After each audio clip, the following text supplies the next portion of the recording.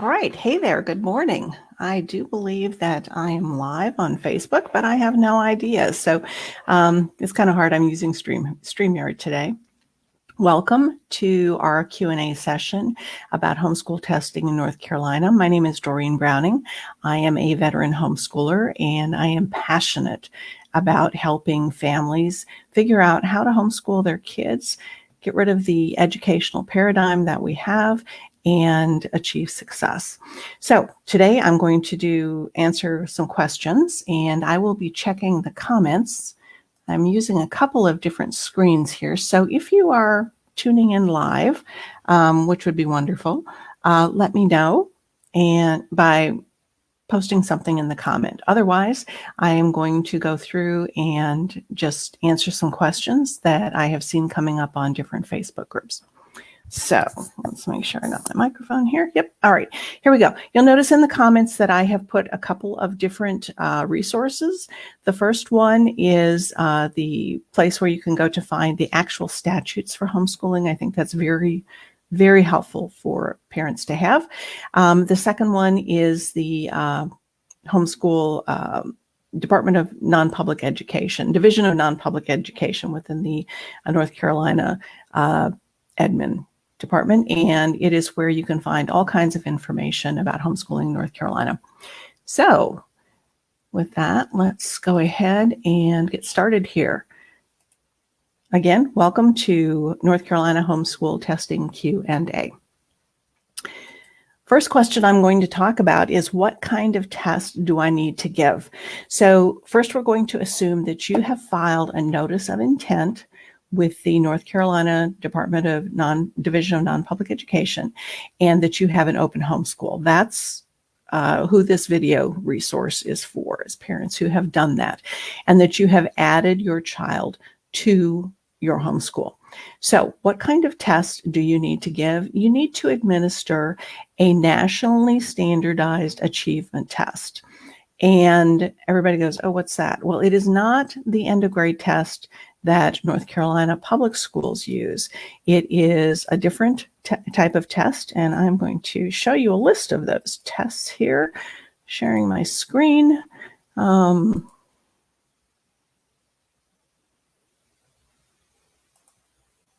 we go.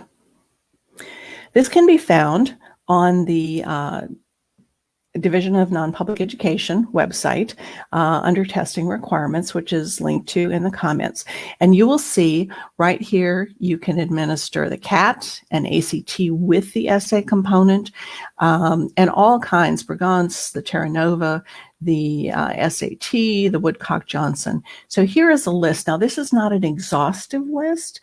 It is a fairly good list that is representative of the tests that meet this criteria for North Carolina. So you can go there and take a look at that test. Next question that we've got is, who do you need to test? The people you need to test are the children that you have added to your North Carolina homeschool. Now, in North Carolina, we register, I guess you'd say that, our homeschool with the state of North Carolina, but we don't register our students. You add your student to your open homeschool. And typically in North Carolina, we add our students who are going to turn age 7 in the coming school year, or in the current school year. So if your student is 5 years old and is in kindergarten, you would not add them to your homeschool. If that was the only student you're homeschooling, you wouldn't open a homeschool for it, just for that student alone. So if you have a student in your homeschool, that student will need to be tested. Our next question, I'm going to try and compartmentalize these tests. Now, if you have additional questions, I am going to check the comments, and we'll get back to those as well. So the next one is, does my student have to pass a test to move to the next grade? Your student does not have to pass this state required test in order to move to the next grade. You, as the homeschool administrator, are going to decide what criteria you want your student to meet so that you can move them to the next grade level. So this test that you administer, this nationally standardized achievement test, is basically just a benchmark, if you will. It's a snapshot in time. Over time might demonstrate that your child is learning things similar to what the rest of the children in public schools in the nation are learning. But this is not a test that will give you an answer to, did my student learn science this year? Did my student learn what I taught in math or what they were taught in math this year? You're going to use the tests that maybe accompany your curriculum or that you create to determine whether or not your student passed that subject. And then it's going to be up to you to determine whether or not to advance your student to the next grade. Our next question is, when do I have to give the test? North Carolina requires that we test annually. So there's some debate about what does that mean? Is it a January through December kind of year? North Carolina Division of Non-Public Education has come out with the guidance that this should be on a July 1st through June 30th kind of school year. So does it really matter when you test your student? My personal opinion is that I don't think it does. It would probably be a good idea to test them about the same time every year. We always tested our students in April every year just because it was convenient for us. And it gave us, again, that snapshot that we could use to compare to how are they doing. So, and some people will homeschool year around. So really, sometime between July 1st and June 30th of every year. So what tests meet the requirements? All right, I think I've kind of already covered that, but I'm going to go back again and show you the tests that meet these requirements. And there we go. All right. Here are the tests again. Some of these tests are timed, some are not. Some are going to require that an individual have a certain level of education or knowledge about the test. For example, to administer the Iowa Test of Basic Skills, you are going to have a bachelor's degree. To administer Woodcock-Johnson requires someone who is licensed to administer that test, and that person typically has graduate school level education that is appropriate for testing or education degrees. So you have to look at what you're going to choose to administer.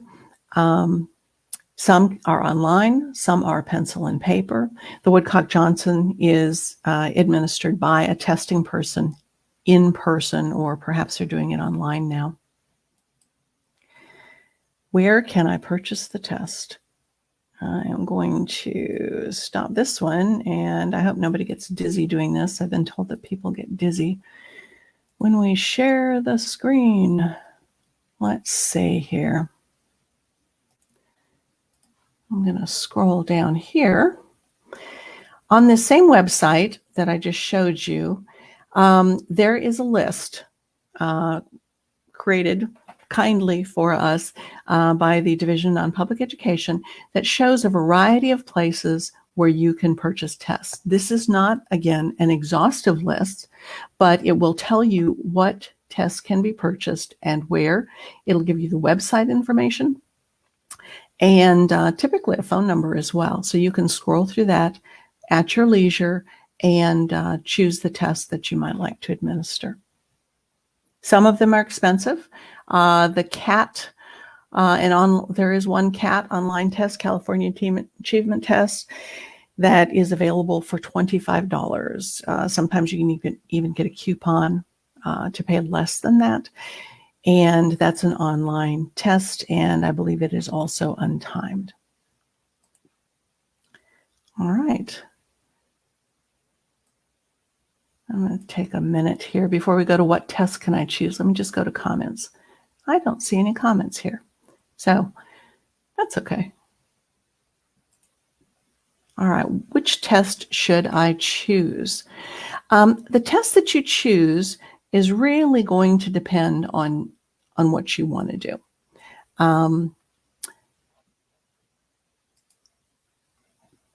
Do you want to have just a test that meets the state requirements? You want it to be easy. You want it to be fast. Then, choose the least expensive exam that's the easiest and fastest that you can use. If you have a student who has special needs, the Brigance test is often used for that exam to satisfy the criteria. You can try that. If you want to get an outside testing person's perspective on this, I would try the Woodcock-Johnson. In fact, that was actually my favorite exam because it gave me the sense of confidence that someone else was doing an evaluation. Someone with some training and knowledge of education was doing an evaluation of my student. Now that's going to be a more expensive test. They range from $65 to $100 depending on who you get to administer the exam. What do I do with the test results? In North Carolina, you're required to keep those test results on file in your home for a period of 1 year. I would recommend that you keep them for longer. As I said, it gives you a snapshot of what you're doing and how your student is progressing. You may want to be able to provide that information to someone in the future. Some of our homeschool families right now are homeschooling with the intent of returning back to traditional or public school. And sometimes those exam results, test results, can be used as evidence of learning. They can be provided to the principal. You do not have to submit your test results to anyone according to North Carolina statutes. However, if the Department of Non-Public Education or the Division of Non-Public Education does come to your principal office of your homeschool and ask to see the results, you are required by statute to show them those results. Let's see, do we have some other questions? Those are the questions that I created here. I'm going to go and see if I can find out if we have any other questions showing up here. I think that's about it. Let's see. One of the questions that I've also heard people ask are, I'm going to get rid of this banner here. There we go. Another of the questions that I've heard people ask are, how do I know, if I test in the beginning of the year, in the middle of the year, in the end of the year, how do I know which test order? Or how do I know when's the appropriate time of year to test using that particular test? And my answer to that is check the website for the exam. Most people, I think, are going to test towards the end of their school year, but not always. And there are some tests that were normed for spring administration, some that are normed for fall administration. So check on the testing website to see, and they will oftentimes ask you when you plan to test and then just send you the appropriate test. But do check that out. Other questions that I've seen?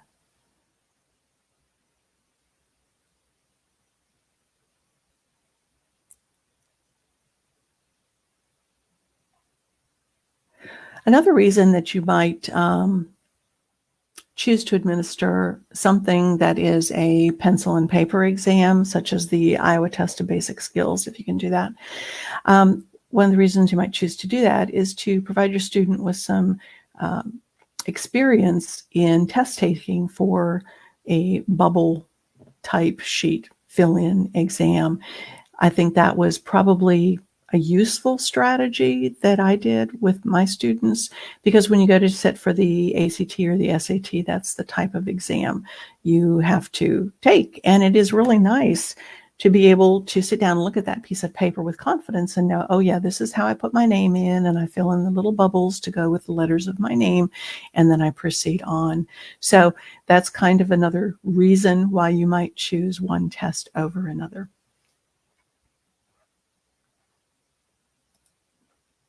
Anything else? I am looking for comments and not seeing any on a couple different screens here.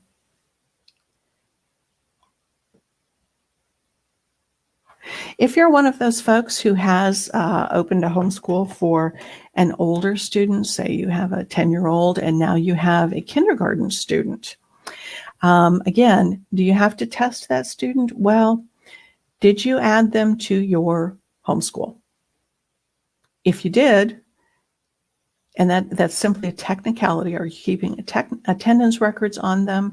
Are you do you consider them enrolled in your homeschool? If you did enroll them in your homeschool, then yes, they should be tested. And there are some tests that that you can use for that grade level of student. Most of the tests start at third grade, but for example, the Stanford Achievement Test will cover first grade, and so will the Brigance. Let me see if there are any other questions here. All right, well, if you have a question and it didn't come up on the comments that I'm using here on StreamYard, and I don't see it on Facebook either, so I am going to go ahead and say that I hope that this was a little bit helpful. If you have other questions, please feel free to put them in the comments for this video, and I will answer them as they come up. So I hope that you all have a good day. Again, I'm Doreen Browning, and take care.